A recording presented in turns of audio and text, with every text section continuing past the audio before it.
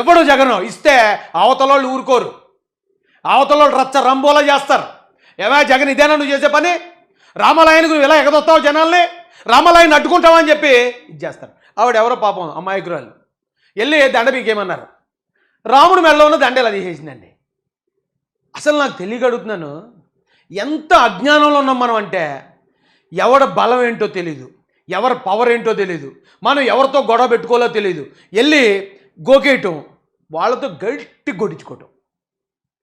అవతోడు తప్పు చేశాడు అనుకోని ఎగ్జాంపుల్ చెప్తున్నాను. జగన్మోహన్ రెడ్డి మహాబలశాలి, బోళ్ళంతో వేల కోట్ల రూపాయలు లక్షల కోట్ల రూపాయలు ఉన్నవాడు, 150 మంది ఎమ్మెల్యేలు ఉన్నవాడు, ఒక్కనే మాట్లాడాను.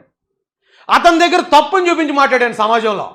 సమాజంలో ఇతర కులాలందరూ నాకు సపోర్ట్ చేశారు. నేనే ఊరందరినీ తిట్టుకుని జరగలేదు. జగన్ గారు ఏమంటే జరిగే అన్యాయాలు మీరు పట్టించుకోవట్లేదు, ఈ అన్యాయాల్లో నీకు భాగస్వామ్యం ఉంది, జనాలు శబాష్ అన్నారు. ఇక్కడ గ్రౌండ్ లెవెల్లో ఉన్నవాడిని ఎమ్మెల్యే స్థాయికి తీసుకెళ్ళిపోయింది ఇతర సమాజం. మరి ఇప్పుడు ఏం చేస్తున్నారు తెలుసండి? వీళ్ళ ముగ్గురుని, ఒక జాడి శ్రవణ్ కుమారు, పివి సునీల్ కుమారు, హర్ష్ కుమార్ వీళ్ళు ఏం చేస్తున్నారు తెలుసండి? అమలాపురం వెళ్ళి పవన్ కళ్యాణ్ తిట్టేస్తారు, అమలాపురం వెళ్ళి కాపులను తిట్టేస్తున్నారు, పిఠాపురం వచ్చి కాపులను తిట్టేస్తున్నారు. ఇప్పుడు ఉండి నియోజకవర్గంలో జరిగిన సంఘటనకి అక్కడ ఉన్న హిందువులు తిట్టేస్తున్నారు. అక్కడ రామాలయం ఎందుకు కట్టాలని హిందువుల మీద, రాముడి మీద నోటికి ఏదొస్తే అది, ఎవరి మీద పడితే వాళ్ళ మీద, మొత్తం ఈ రాష్ట్రంలో ఉన్న అన్ని కులాలని, అన్ని వర్గాల్ని ఈ మాల వర్గానికి, ఈ క్రిస్టియన్ వర్గానికి శత్రువులు చేసి పాడేస్తున్నారు. వీళ్ళు చేసే పని. దానికి ఆధారాలు కూడా ఉన్నాయి నా దగ్గర, నేను చూపిస్తాను. ఇప్పుడు ఇలాంటి వాళ్ళు దూరం పెట్టకపోతే నేనేం పట్టించుకోలేదండి. ఎవరు రాజకీయాలు చేసుకుంటా పోనీ అని వదిలేశాను. కానీ వీళ్ళు చేస్తున్న పని, వీళ్ళ సొంత గొడవలో, వీళ్ళ స్వార్థం కోసం, వీళ్ళు జగన్మోహన్ రెడ్డి ఆదేశాల మేరకు చేసే ఈ పనికిమాలిన పనులు మొత్తం కులానికి చేడు తీసుకొస్తున్నాయి, మొత్తం కులాన్ని దోషిగా నిలబెడుతున్నాయి. ఇది అర్థం చేసుకోవాలి. మీకు కొన్ని ఆధారాలు చూపిస్తాను రండి.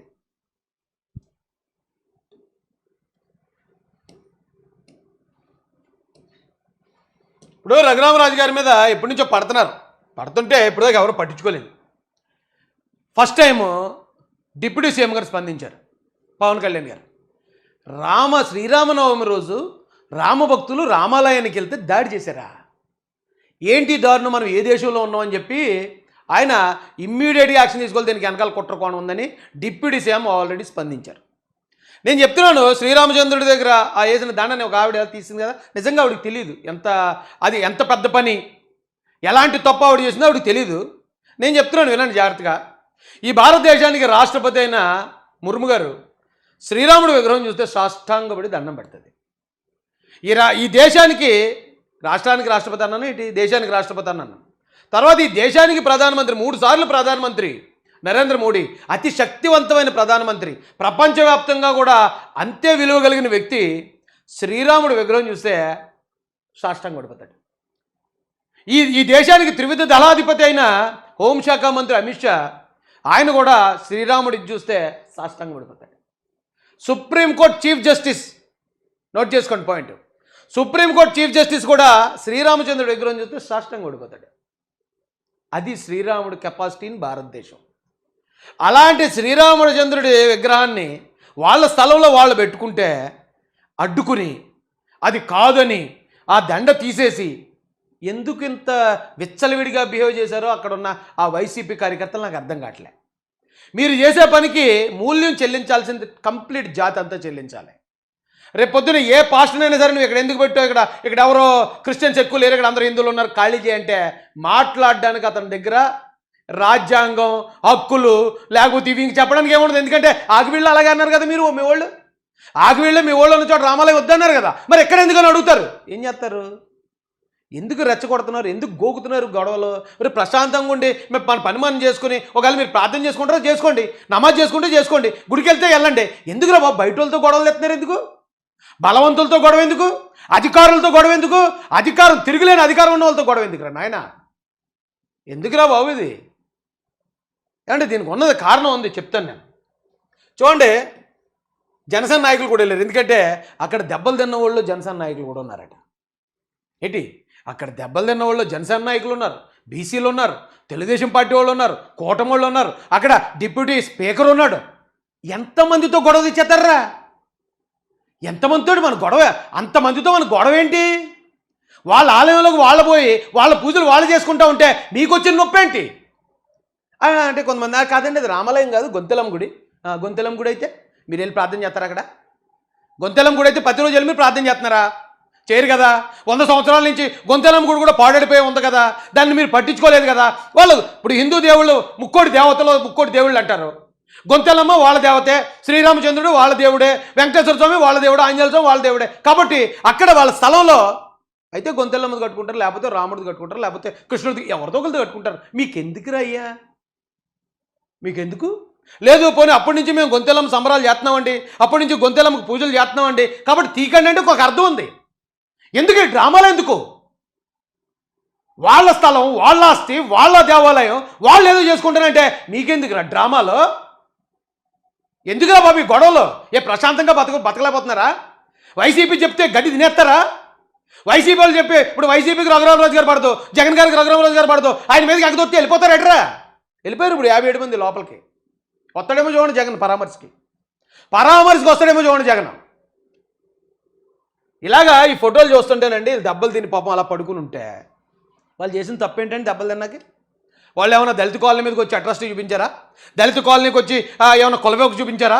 దళిత కాలనీలో ఎవరన్నా ఆడపిల్లలతో అసభ్యంగా ప్రవర్తించారా? ఏ చేశారని కొట్టారా? నిజంగా అలా ఎవడని చేసేవాడు ఉంటే ఆయన కొట్టకుండా బాబు మాకు అన్యాయం జరిగిందని ధర్నా చేస్తారు. అప్పుడు వీళ్ళందరూ పాపం గుడికిపోతూ ఉంటే వాళ్ళ మీద ఈ వైసీపీ మొక్కలు దాడి చేసేసి ఆ క్రెడిట్ తీసుకొచ్చి దళితుల మీద క్రిస్టియన్ల మీద పారసిపోయారు వాళ్ళు.